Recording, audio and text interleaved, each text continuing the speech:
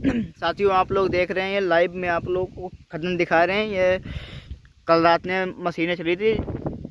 खनन माफिया का नाम है तबरेज खान, जिसकी ना ही कोई परमिशन है और दिन में तो कोई मशीन वो डंपर यहाँ पे मिलते नहीं है। रात में वही लगभग करीब 1 बजे के करीब अपनी मशीन डंपर के साथ में आता है, सुबह 4 बजे तक चलाता है। और ये पूरा खेत है जो खोद के पूरा तालाब बना दिया। ये देखिए, कम से कम 1 किलोमीटर में बना रखा होगा, उधर बहुत लंबे तक है।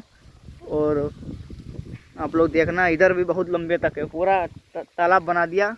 शाहजहांपुर जनपद के थाना सिधौली क्षेत्र से इस वक्त की एक बेहद गंभीर और चौंकाने वाली खबर सामने आ रही है, जहां गांव खानपुर देहात में बीते 1 हफ्ते से रात के अंधेरे में अवैध मिट्टी का खनन धड़ल्ले से जारी है। हैरानी की बात यह है कि ये सारा खनन बिना किसी सरकारी अनुमति और बिना रॉयल्टी के किया जा रहा है। सूत्रों के मुताबिक हर रात मौके पर 4 जेसीबी मशीनें और करीब 10 डंपर खुलेआम चल रहे हैं। अंधेरे में भारी वाहनों की आवाजाही से राहगीरों के साथ किसी भी तरह का बड़ा हादसा हो सकता है, लेकिन जिम्मेदार अधिकारी आंखें मूंदे बैठे हैं।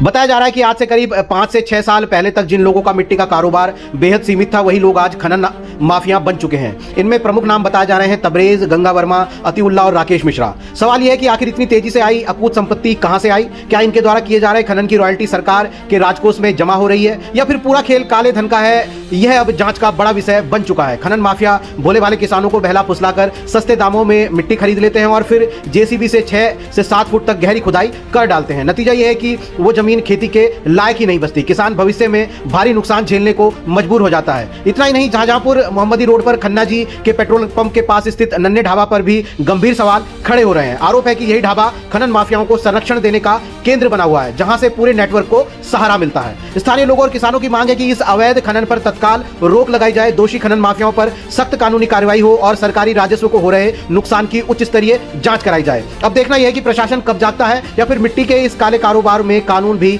दबकर रह जाएगा।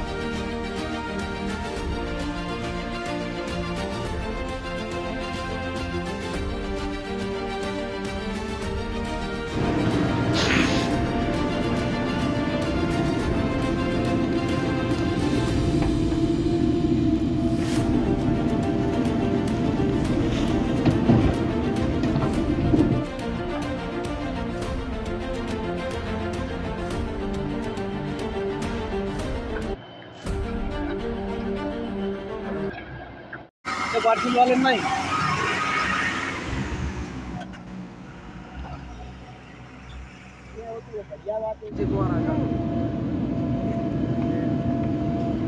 हाँ बड़े भाई, हम आते क्या, अब हम जो बात कर लो बेटे एक बार। ये हमारे साथ दूसरे भैया आए हुए हैं और 15